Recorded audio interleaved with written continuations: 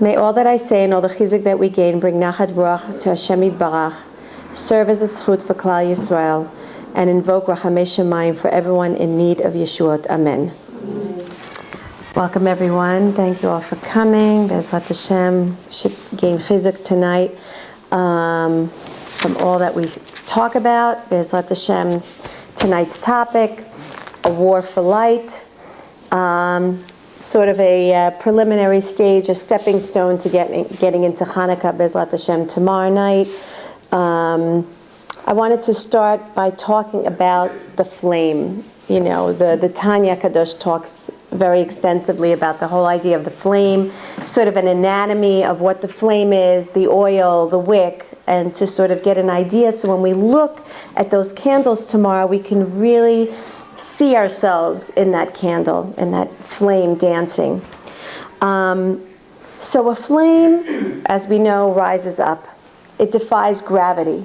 It's all about reaching upward. It dances. It has a sense of restlessness, but it's a good restlessness. It's a restlessness that comes from the neshama, which is the flame, wanting to constantly go back up and strive to return back to its source and feel itself attached to the place of all goodness where it originated from. On the other hand, you have the wick, and the wick grounds it, and the wick is earthly, the wick is cold, it signifies physicality, and you have this constant idea between the relationship of the wick and the flame, and how they're both going to stick together. This is the story of our lives. How does the wick, the body, hold on to the soul? And how does the soul stay in the body? And this is the constant battle that we have to always fight against. The wick itself, the body itself, has no potential in and of its own. It's worthless. The reason why it has value is because it holds within it the soul, the treasure, the diamond, right? Otherwise, it's just a clothing, it's just a garment, it's just a box. It really doesn't have any significant value. So when we look at the flame, we want to, first of all, acknowledge the fact, which we all know intellectually, but to really live the idea that every time we are in conflict with ourselves, within ourselves, we should understand that it's part of the divine design and the master plan of what life is about. So when we look at the flame and we see the smoke and the flame and the fighting against one another, we should see ourselves in that flame and see that we are in constant battle within ourselves, and that it's okay, that it's part of Hashem's plan, and this is the way that it's meant to be. Yet, with that, what we're going to see is that during Hanukkah, we have an ability to tap into the spiritual energy of being able to give our soul this boost, to be able to reign over the body and not feel like it has to constantly be lowly and subservient to all that the body needs. And that's the importance of also looking at this light, is that when it glows, it should be able to ignite within us. As I say, when you do the external act of lighting the menorah, you should be internally acting and igniting the menorah within yourself. So you're not just putting out light on the outside, but you want to be able to see light from within inside, the light of your life, the light of how you see things. And these are some of the things that we're going to talk about tonight. So I heard a very beautiful saying by one of the Rebbitzins in Chabad, and she wrote something. She said something very beautiful, and she said, "We're not spiritual beings living a life of a material experience. We are spiritual beings living a material experience, and we're not material beings living a spiritual experience." In other words, the focus needs to be on the neshama. The focus needs to be, why am I here? Where am I going to use this body of mine? How is the wick going to serve to help me bring light into my life. And that's what we want to, again, learn in Hanukkah, is how am I going to take my body and help me, the neshama, me, which is the neshama, how am I going to help me be able to fulfill this mission of mine in my life? So this battle that we know is a constant battle. So two things can happen. Either the flame, the soul, could win the war and consume the wick and leave ashes behind, right? Extinguishing the body's material physicality. Or, of course, the flame could die out when it reaches that cold part of the wick where there's nothing there for it to burn on. So the Tanya Kadosh teaches us, yet there's another approach, that we can live our lives with the body and the soul in a more peaceful, sort of a harmonious way. And that is through the medium of the oil. So now oil in Kabbalah represents wisdom. It's bitul, it's self-nullification, it's a wisdom of Hashem, it's the ratzon of Hashem, it's the Torah. That's what the oil represents for us. So when we put that oil in the menorah, we should have in mind that we're using it as a medium to help us in our life to be able to achieve peace between the body and the soul. So what happens? When we use oil as a medium, that oil gets absorbed into the wick, that oil gets absorbed into the body, those mitzvot, that wisdom of the Torah gets absorbed into the body, and what happens? The flame can now burn, not the wick, but it can ignite, use the oil to as a source for it to ignite and live in harmony. There could be a peaceful, harmonious relationship between the body and the soul if we engage ourselves in mitzvahs and Torah and dip ourselves in the oil, dip ourselves in asiyat mitzvot. When we do that, then we have this ability of being able to live without that conflict, constantly feeling, should I give in, should I not? This way, everyone has their place. The oil, which is a tangible substance, it enables us to be able to use it for spirituality. So the idea is to look at the oil and to say, you know what? That's what Torah and mitzvot are here for. They're here to give me the doorway. That's the doorway for me to touch between body and soul. That's Torah, that's mitzvahs, that's the doorway. That's what's going to open me up, and that's what's going to make me feel that I can live within this conflict, but still at peace, right? At a truce. That's the idea. So the harmony is done through the Torah and the mitzvahs. Because when I see Hashem in the picture of everything that's going on within me, if I, as someone posed a question, I think last week at the shiur, like, how do I know exactly what is the boundary of how much I should focus on, enjoying the material life versus, seeping myself into just the spiritual way of living. So the idea is I don't have to really ask that question if I'm always putting Hashem in the picture. If I'm putting Hashem in the picture, if I'm constantly, again, submerging myself in that oil and engaging in physical actions, so then I could take that material, and oil is very heavy. It's a heavy substance. You wouldn't think that it would have any ability to float up. And yet Hashem says, take that heavy substance, take that material item, and you can have it be elevated again if you use it in the right place and the right, within the right environment. You can use it to serve me. You can use it for Avodat Hashem. So that's what it's all about, is it serving the proper medium. So Chazal teaches that there are two primary mitzvot that we need to observe during Hanukkah. One is, of course, the lighting of the menorah. And the exact wording is, these lights are holy. We are not allowed to make practical use of them. They are only to be seen. So what's the seeing lesson? The seeing lesson is I'm not supposed to use them. I'm supposed to learn from them. So what am I supposed to learn from them when I see them? I'm supposed to learn that there's always light, even in the darkness.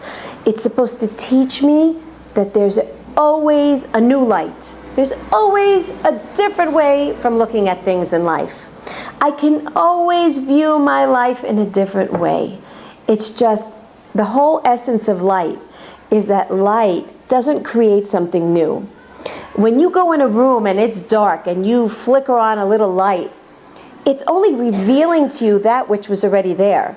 It's not like the chair suddenly came about or a new creation just came about. It's something that I knew was there, but I have this renewed awareness that now it's there. So the whole idea of me looking into the lights, God willing, tomorrow in Hanukkah, is to say to Hashem, Hashem, please, in the schut of the miraculous lights of Hanukkah, in the schut of the Emuna and the bitachon that the Maccabim displayed to you, they didn't know that they're going to find any jug of oil. They went in there and they had no clue what they were going to find. They had no idea what was left behind. In the schut of their Emuna, grant me, Hashem, new Emuna. Grant me this new perspective. Help me see things, quote unquote, in a new light. And that's what we want to focus on tomorrow and on all the nights of Hanukkah. And it's, by the way, Hanukkah is day in, day out. It's not just in front of the menorah. We have this opportunity on all 8 days, morning and night, to constantly be searching and beseeching HaKadosh Baruch Hu and asking Him to help us have this new spiritual Emuna vision, as as we want to call it. The other part of the mitzvah is, let me just go back to one more thing.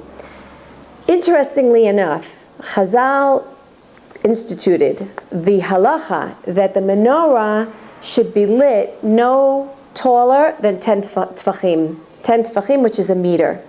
So the question is asked, why? Why so low? Why does it have to be so low? A meter is not so high, right? So of course there's the reasoning that people should be able to see it and so on and so forth.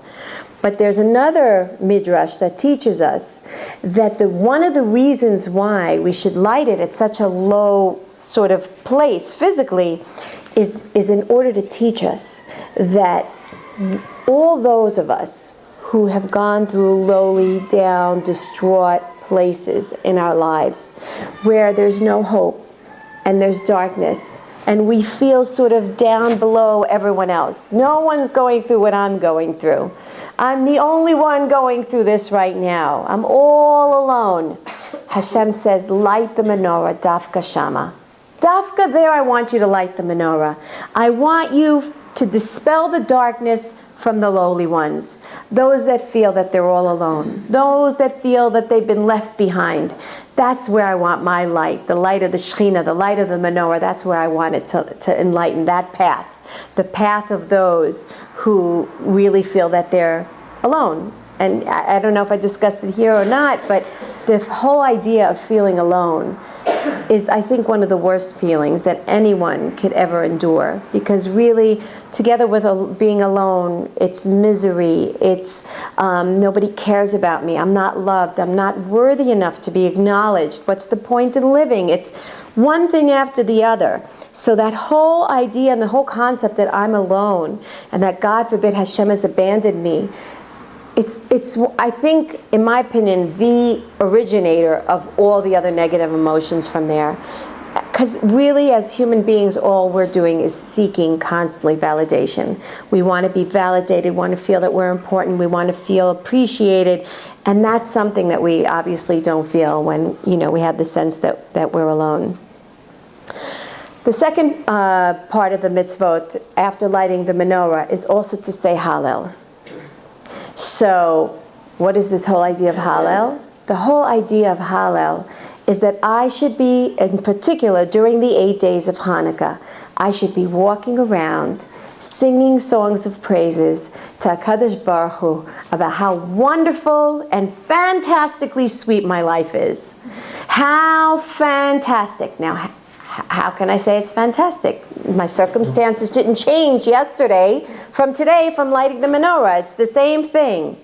But it's a matter of us being able to, and I don't think I mentioned it here, this is in one of the, somewhere along the lines, trekking along the world in the book of the Sefer Chidushim that I haven't found yet, and the Shurim that I gave in America, but it begs repetition. When we light the menorah, what we're actually revealing to ourselves is a spark of the hidden light of creation, the Or HaGanuz. Just to brief on it, the first 3 days of creation, the sun, moon, and stars were not yet created. And yet Chazal teach us that the world had light in it. 12 hours a day times 3 days, 36 hours worth of light. On the fourth day, Hashem decided to hide this light, therefore it's called the hidden light, Or HaGanuz, and he created the sun, star, and moons, sun, star, and moon, in order to create an alternative to this light. So these 36 hours of light are embedded in each one of the Hanukkah menorah lights that we light when we light the menorah. Because if we count the candles without the Shemesh, 45 minus the 9, right, minus the 8, then we end up having 36 lights. So every time we light the menorah, we're actually able to tap into the hidden light of creation. Now, what is this hidden light of creation? With this hidden light, Adam HaRishon was able to see from one end of the world to the next. What does it mean? It means when I looked at this table, I didn't see a table. If I had the hidden light, I would see Hashem's energy inside this table. It's this ability to not see the outside. It's this ability to penetrate inside and be able to see the actual spiritual makeup of every item, person, anything existent, any bit of creation, all aspects of creation. I would have this ability, if I had the hidden light right now, to see Hashem. There would be no free will. It's the light of Mashiach, which is when that light, God willing, will come back to us soon, Bezrat Hashem. I would be able to actually just see Hashem everywhere. That's that hidden light. So Hashem saved that light, and he gives it to us in various different times, which we can get into another time. But basically, one of the ways we get a glimpse of that beautiful hidden light, the light of Hashem's truth. The Lubavitcher Rebbe says that light is the light of Hashem's truth. It dispels all doubts. There's no more doubts anymore. It's full clarity of mind. I know exactly why I'm here, who I'm serving, what's the reason why everything's happening. Again, no free will. Totally, we actually know the truth in the full spectrum of the word. With that light, when I light the Hanukkah menorah, I get to permeate that truth of Hashem. I get to feel Hashem's light. The dog. We get to see. That is the light of creation, is being able to see Hashem in the darkness on the outside. I assume that there's darkness. I'm looking and I see darkness. The Or HaGanuz enables me to look inside. I'm not focusing on the peel of the fruit. I'm focusing on what's inside, the sweetness of the fruit. I'm looking and I'm seeing Hashem's chesed and compassionate hand in everything. So it comes easier when we're sitting in front of the Hanukkah lights. So when we look at those lights, Hashem, reveal your goodness to me. Reveal to me the goodness. Help me accept it, but not just blindly.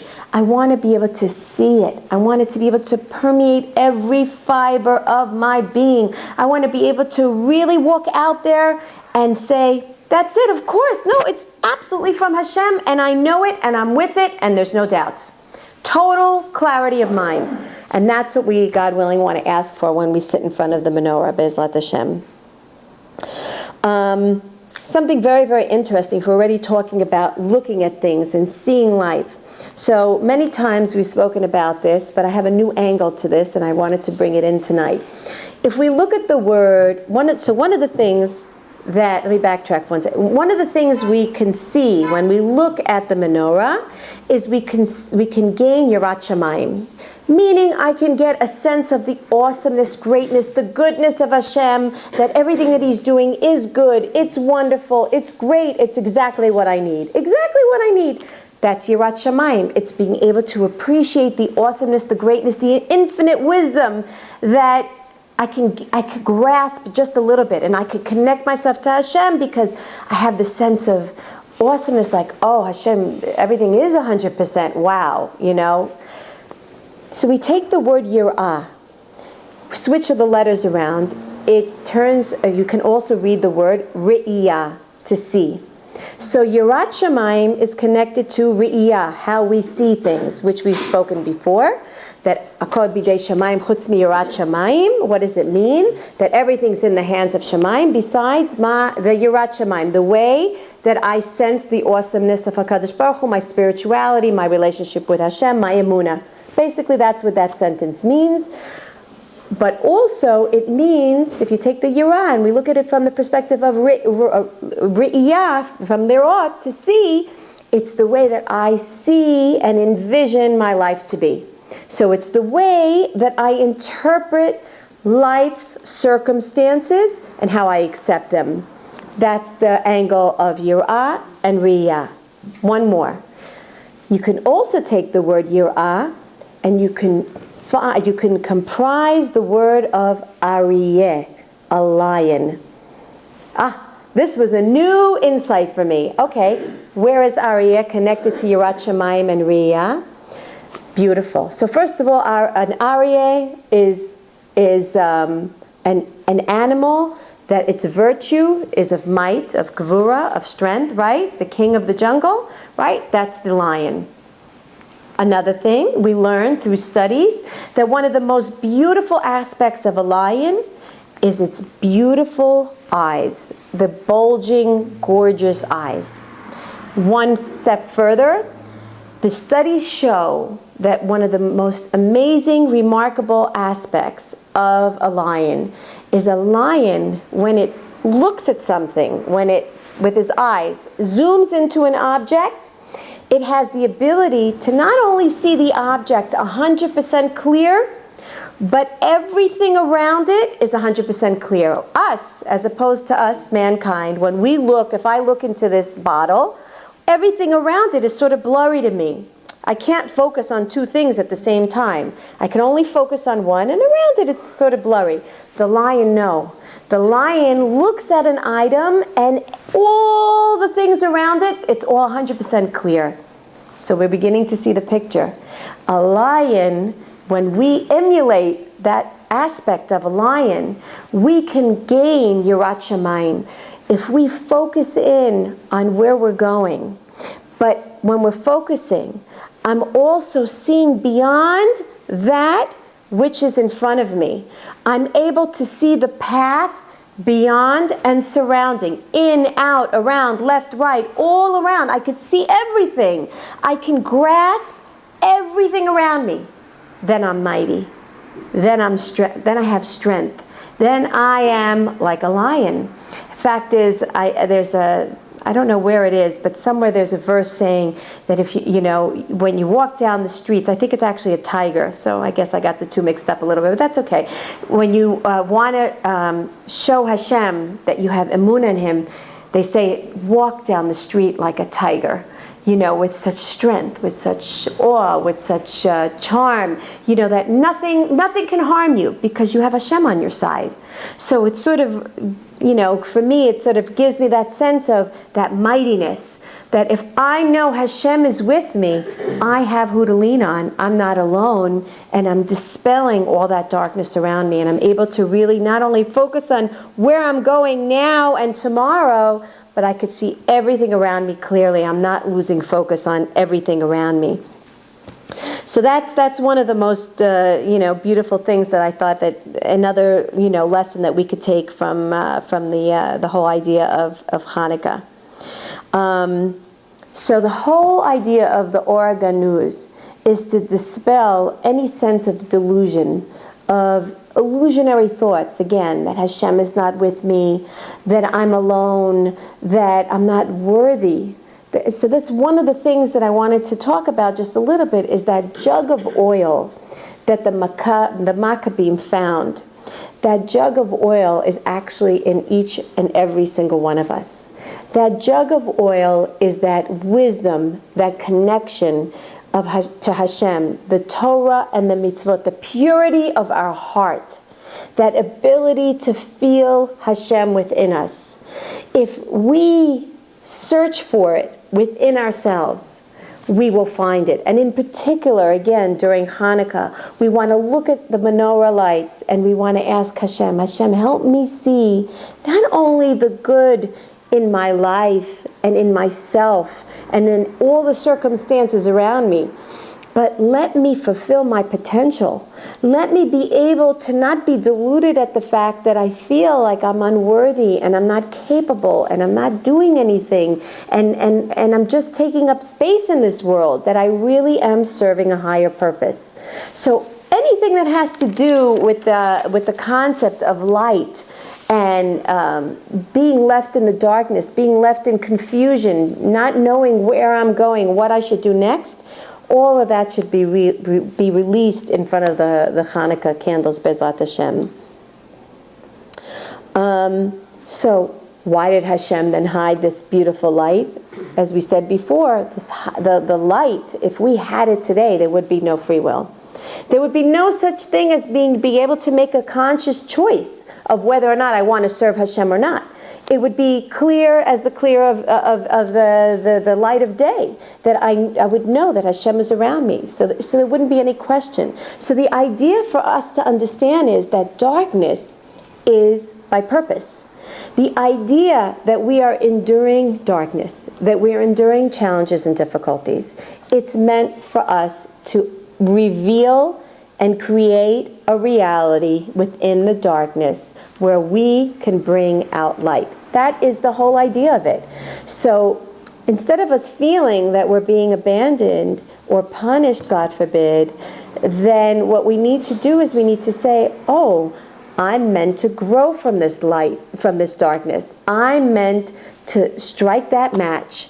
And the amazing thing is, as we all know, is that one little thing of light, how much, you go into a room and it's pitch dark, and one little light and the whole room, you could see everything. You could pretty much see everything. So it's to find that little jug of oil. It's to find that goodness within myself and reveal it to myself and reveal it to others, and to make me understand that the darkness that I'm experiencing is intentional, so that I will find Hashem and I will reveal His reality, in this world. And what better way to be able to do that than by tapping into learning the Torah? Because the Torah, as Chazal teach us, is an open-end letter of communication from Hashem. He's talking to us through the Torah. He's spilling the oil to us and telling us, this is what you need to do in order to create light. Now, very interestingly enough, a lot of people, those of us who are not yet observant, love to do chesed and love to do mitzvot. And you'll talk to them about keeping Torah, and they'll be like, I'm a good person. I do mitzvahs. I'm involved in chesed. Do you know what I did? I prepared food for my neighbor, and I gave my money to this. And they're very proud, which is beautiful. They're very, very proud of the idea of them keeping mitzvot, and that's wonderful. But Torah teaches us that mitzvot are aner. They're candles. But the Torah is or. What does that mean? It means if I do mitzvot, I made a candle. That's wonderful. That's fabulous. I'm not saying there's anything wrong with that. But it's just a candle. A candle without the flame is just a candle. It's a cold piece of wax or just oil or whatever. It's just a cold substance. It's not light. It's not warm. It's not intimate. It doesn't form intimacy and relationship. What it does is it's a product. And that's beautiful. But when I connect the mitzvah to Torah, that's the light. That's when I could take that candle and I could strike the match, because I'm doing it because Hashem told me that I need to do it. So I'm connecting the mitzvah with Torah, and that's giving me my light. That's igniting my soul. That's connecting me to HaKadosh Baruch Hu. Otherwise, I'm doing what I'm doing because it's the right thing to do, or it's something that's great for me to do because I love doing it, but it doesn't serve that higher purpose of giving me light and creating eternal light for me and for those around me. So one of the biggest problems I think that we have in our generation is that we live in a place of darkness, and many of us don't even realize that we're sitting in darkness. We're in exile, and we don't feel like we're in exile. We're pretty comfortable. I mean, yeah, the tightening of the belt. I mean, the economy is a little tight now, and there are difficulties, and, Hashem Yerachem, a lot of nisyonot. But the bottom line is, really, a lot of us have this galut mentality where we don't feel like it's that bad. I mean, it's bad. It could be better. We're hoping for better, but we're pretty okay. We've sort of adapted ourselves to being able to accept the reality of darkness. This is the way Hashem wants it. It's darkness until Mashiach comes. There's not much I could do. And sort of, the Baal Shem Tov HaKadosh calls it a double dip of concealment. We're sitting in darkness, and we don't even realize that we're sitting in darkness, which is a double layer of darkness. It's one thing for us to sit in darkness and say, oh, I'm sitting in darkness, where's the light?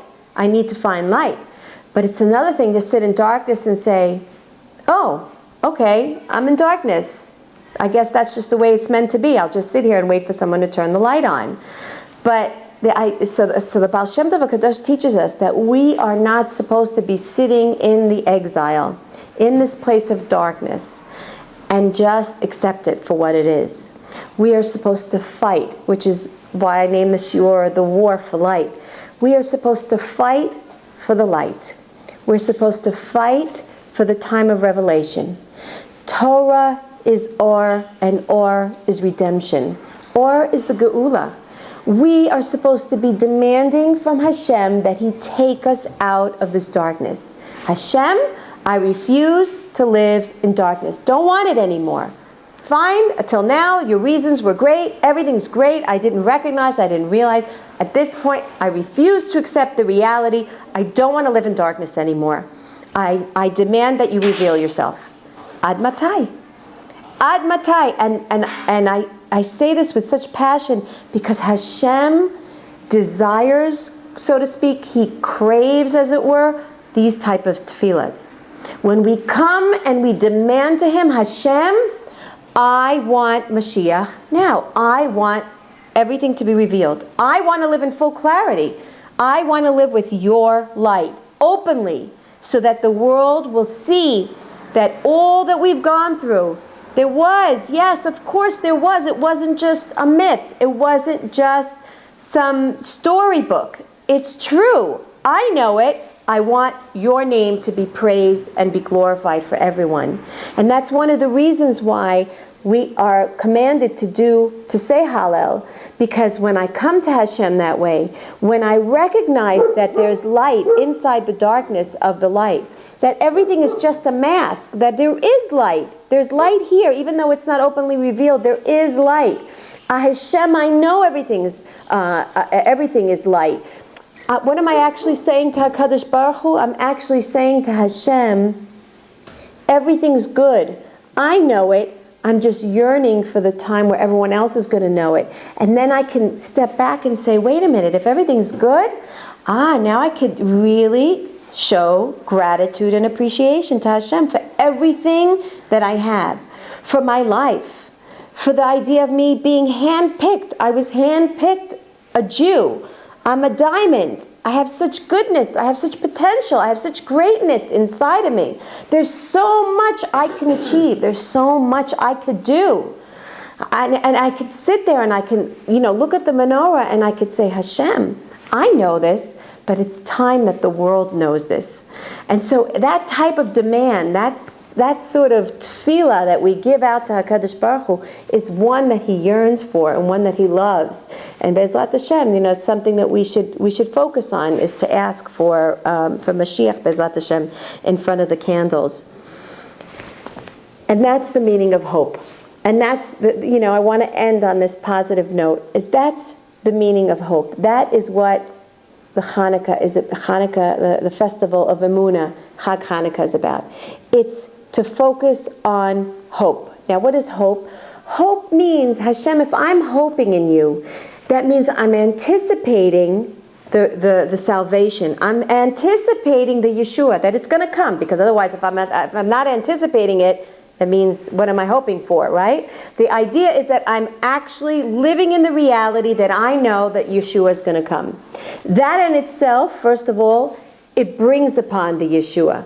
Because, I think we mentioned this before, is that when did the sea actually open up for the Jews? When they actually did the act, the brave and courageous act of going into the water. When they went into the water, and the water went up and up and up and up until the Mayim Egiad Nafesh, they couldn't breathe anymore. The water was up to their nose. That's when it split. The act itself, when I act in bitachon, when I anticipate the Yeshua, when I actually physically, not just hope for it, but I physically engage in an activity, meaning, how do I engage in an activity of hope? I'm happy. I put on music. I dance in the face of the difficulty. When I can physically, and by the way, Rabbi Nachman says, why is it so important to dance, and especially in the face of sadness? Is because when you dance, you're actually physically lifting up your legs from the ground. So you're actually physically disconnecting yourself from the earthly presence of this world, and you're bringing yourself up closer as if to Hashem. So the physical act, when I'm physically dancing, when I'm singing, when I'm disconnecting myself from the darkness as if that I see on the outside, and I'm tapping into what I know is true on the inside, even though the fruit is not revealed to me because it has a peel on it. I know there's a fruit inside that orange. I know there's sweetness in that orange. When I do that, when I hope, Chazal teach us that hope is like singing praises to HaKadosh Baruch Hu. It's more precious to Hashem than prayers, the idea of acting with Emuna. And showing hope and displaying hope and anticipating, Hashem, I know I can't see it now. I know that all is good right now, but I wait for the day where I'll be able to serve you out of bli yisuim, without any suffering, just from ahava, just from an awakening of my soul that recognizes that your path is the right path and the true path. That's what we ask from Hashem, is that of course we be awakened from rachamim and not from, God forbid, yisuim. So when I anticipate, when I hope, that's a proclamation. That's a testimony that I'm saying to Hashem, I know it's all good. Because I'm waiting. It's just a matter of time. Any moment now, I'm going to see the good. I know it's there. That's Emuna. That's what we hope to achieve, Be'ezrat Hashem, from Hanukkah. So I leave us with the bracha, Be'ezrat Hashem, that we should be able to shine that light not only onto ourselves but also to others, because we know that a flame, when you take that flame and you share a candle on it, it doesn't take away from that ability for that candle to light. So Be'ezrat Hashem, we should have this ability to not only shine in ourselves, but of course to shine onto others, Be'ezrat Hashem. And through the light of Hanukkah, that light indicates, that candle indicates intimacy. You know, when you want to have an intimate evening, you light a candle, you dim the lights, right? That warm glow of the candle. So Be'ezrat Hashem, when we sit in front of the Chanukiah, we should feel Hashem's loving embrace, the intimacy, the closeness, His love, His affection, His endless goodness, Be'ezrat Hashem, we should Be'ezrat Hashem be able to feel. And that is the light of the Geula. Those are the eyes of Mashiach. The eyes of Mashiach is, I don't have to wait for Mashiach to come. I can live the Geula right here and right now, every day, every moment of my life, if I see Hashem in it. If I see through the eyes of the hidden light. If I permeate my thoughts and my vision to be able to look like the Aryeh looks, like the lion looks, and to see everything, the whole picture. Emuna is to see beyond the now, is my new motto. It's not just to see the now, it's to see, oh, I'm working for eternity. It's a very big difference. I'm working for eternity. I'm going to maybe have to sacrifice a little bit today, but I'm building an eternal palace. Be'ezrat Hashem, we should be zocheh to absorb all these lessons, and the wick and the flame and the oil should work together, so we should achieve harmonious peace. Amen. Amen. We can keep it going, yeah. Anybody have any thoughts, any questions about what we said? Anybody feel like they need chizuk? I just think it was beautiful when you were talking about winning Mashiach and Geula, that the speech was so selfless. It wasn't like, I need salvation, I have these concerns. You were talking about, like, Hashem, the truth about you needs to come out, and the beauty of the world through the reality that we know, but not yet the rest of the world knows. That is one of the tasks of life, is to attach all that I'm going through personally. In other words, my hardships, my being pushed into the corner, my feeling of not being comfortable where I am in my life, my whole task is to elevate that up to the Shekhinah. Is if I'm not comfortable, boy, Hashem, how uncomfortable, God forbid, you must feel, the Shekhinah must feel, being separated from, Kucha Brichu, the separation, that there's no unity within, so to speak, Hashem's name, that we see fragmentation instead of seeing wholeness. So that whole ability is everything that we go through, it's to elevate it up to the Shekhinah. Boy, I'm going through this. I could just imagine what the Shekhinah is going through. I was thinking about the burglaries. I was thinking about how we could take a spiritual message, because everything that we go through, if it's hitting our community and there's this wave of burglaries, it has to be with us. So maybe it has to do with an invasion of privacy. Maybe it has to do with a sense of not respecting boundaries. Maybe we don't set boundaries in our home. Maybe that's what allows, invaders to come into our home. Maybe we're not careful enough, especially during the Greek influence time, to safeguard our borders, not allowing for foreign invaders and substances to come into our home. Maybe that's a message. Everything has a spiritual message. If we're going through something physically, it has a spiritual message. We have to sit there and contemplate and gain, what is this all about? So that's where that comes from. It's not being stuck in my pain. It's being able to really see the bigger picture again. That's Emuna, seeing the bigger picture and be able to say, how is this tying into the Geula?